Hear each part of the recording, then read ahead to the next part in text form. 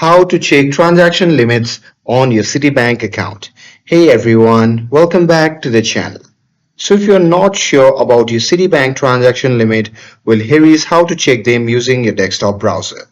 So now without further ado, let's get started. So first thing first, open any web browser and now here, once inside you can just click on the search bar and simply search for Citibank.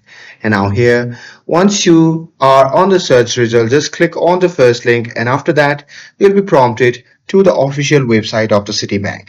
Now here you simply have to log in to your account, and once logged in you can go to the top menu and click on services or profile and settings, and there you simply have to look for daily limits, transfer limits or spending limits depending on your account type, and there you simply have to click to view the breakdown of your ATM withdrawals, online transfers and payment limits, and there you can check your transaction limits of your Citibank account. And that's it.